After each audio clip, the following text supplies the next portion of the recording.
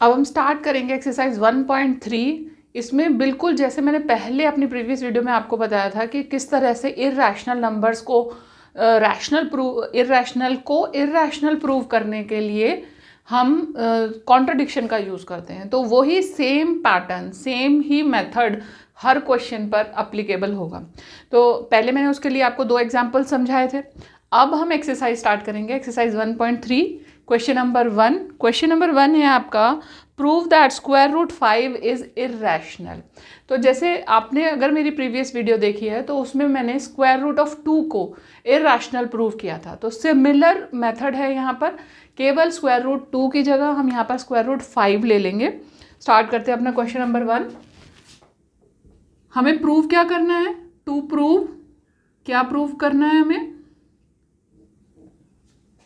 Square root of 5 is irrational. ठीक है, ये हमें प्रूव करना है। जब हमें ये प्रूव करना है तो हम इसमें कॉन्ट्रडिक्शन ले लेंगे और हम मान लेंगे कि ये रैशनल नहीं है। अगर ये इर्रेशनल नहीं है, अगर ये इर्रेशनल नहीं है तो क्या होगा? रैशनल होगा। तो ठीक है, हम यहाँ पर करते हैं सॉल्यूशन इसका, या प्रूफ लिख लेना, इसको प्रूफ भी लिख सकते हैं। ठीक है, लेट अस assume that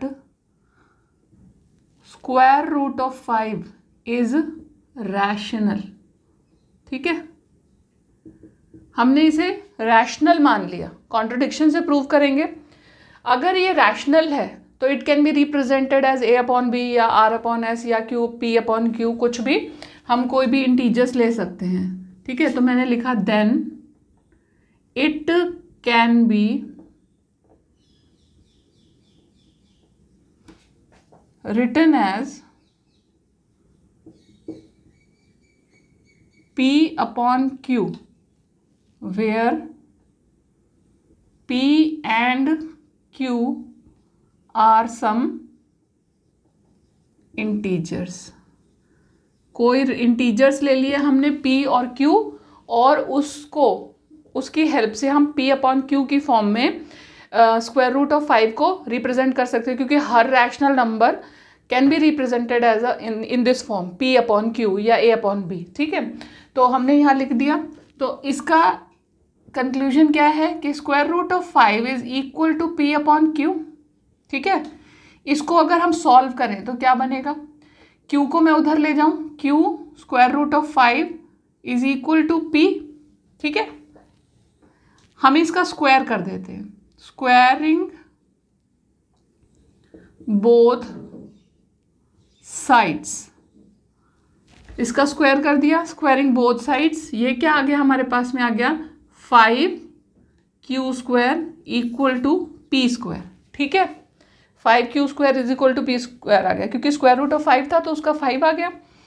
अब हमने इससे पहले जो थ्योरम हमने इर्रेशनल नंबर से रिलेटेड पढ़ी थी, उसमें क्या था कि if a prime number divides a square then it certainly divides a। ठीक है, तो यहाँ पर 5 एक प्राइम नंबर है। अगर हम 5 को ये हमारी इक्वेशन ट्रू है तो दैट मीन्स 5 इसका एक फैक्टर होगा, p स्क्वायर का कोई फैक्टर बनेगा। p square is equal to 5 multiply q square है, तो दैट मीन्स 5 भी p स्क्वायर को डिवाइड कर रहा है, 5 उसका एक फैक्टर है। तो हम इससे क्या कंक्लूड करते हैं कि 5 डिवाइड्स p स्क्वायर। अगर 5 p स्क्वायर को डिवाइड कर रहा है तो हमारी थ्योरम क्या कहती है? By the theorem,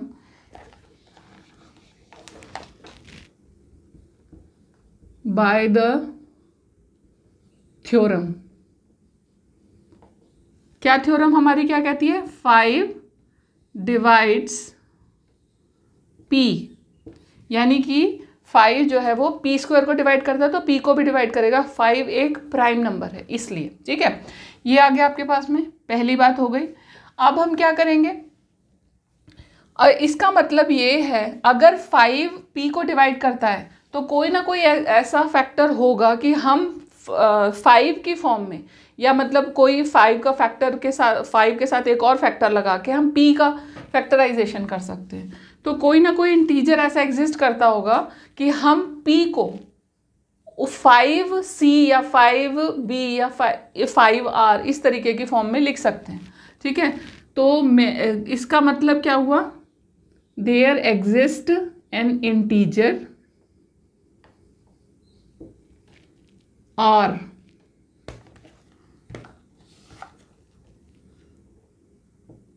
such that p is equal to 5r, ठीक है। 5r की फॉर्म में हम p को लिख सकते हैं।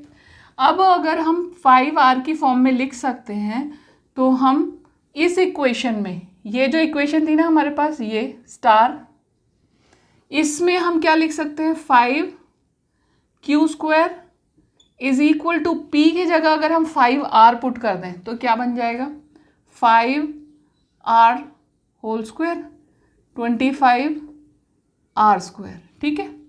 5 से 25 कैंसिल हो जाएगा, हमारे पास क्या आ गया, q² is equal to 5r²।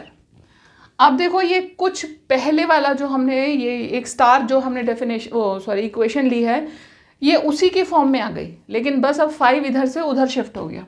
तो हमने क्या किया कि मैंने एक चीज़ नहीं लिखी इसमें, ये मैंने मेंशन नहीं किया कि p और q जो है वो को प्राइम नंबर्स हैं, ठीक है। मैंने यहाँ पर एज्यूम नहीं किया कि p और q को प्राइम नंबर्स हैं, तो वो हमें एज्यूम करना है। It can be written as p upon q where p and q are some integers and are को प्राइम,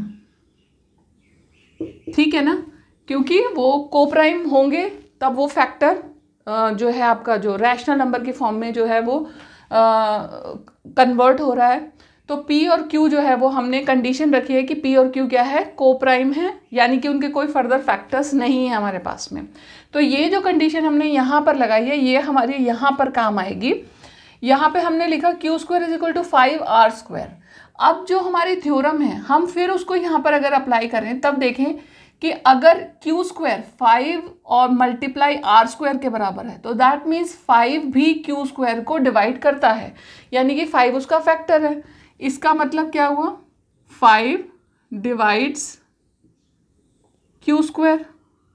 और हमारी थ्योरम क्या कहती है कि अगर 5 डिवाइड करता है q² को तो 5 डिवाइड्स q, ठीक है। अगर 5 q² को डिवाइड करता है तो q को भी डिवाइड करता है, और अगर q को डिवाइड करता है तो कोई ना कोई ऐसा इंटीजर एग्जिस्ट करता है जिसकी फॉर्म में हम q को लिख सकते हैं।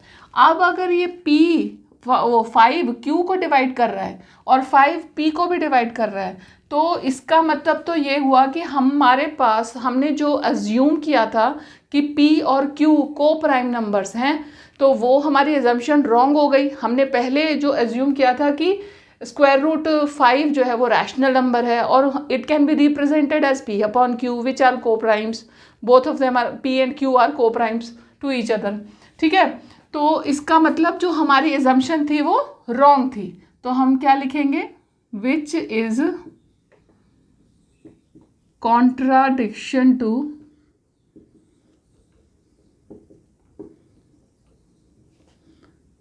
Our assumption, that is √5 is rational, is not rational, is irrational, ठीक है। हमने पहले एज्यूम किया फिर अपनी ही एजम्पशन को रॉन्ग प्रूव किया। इस तरह हमने कॉन्ट्राडिक्शन का यूज़ करके क्वेश्चन सॉल्व कर। अगर आप मेरी इसी तरह की वीडियोस को देखना पसंद करते हैं तो आप मेरे चैनल को सब्सक्राइब ज़रूर करें, बेल का बटन दबाएं ताकि जब भी मैं अपनी वीडियोस अपलोड करूं आपके पास नोटिफिकेशन पहुंच जाए।